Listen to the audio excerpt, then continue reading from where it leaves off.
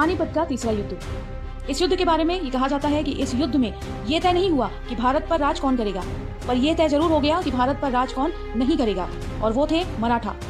दोस्तों, 14 जनवरी 1761 भारत के इतिहास में सबसे काला दिन माना जाता है, क्योंकि इस एक दिन में 1 लाख से भी अधिक लोगों की मौत हुई थी, जो कि इससे पहले कभी नहीं हुआ था। और ये वही टाइम था जब पानीपत का तृतीय युद्ध मराठों और अहमद शाह अब्दाली के बीच में हुआ था, जिसमें मराठाओं की हार हुई थी। और ये कहा जाता है कि अगर यहाँ मराठाओं की हार नहीं होती तो भारत कभी भी मुगलों और अंग्रेजों का गुलाम नहीं बनता।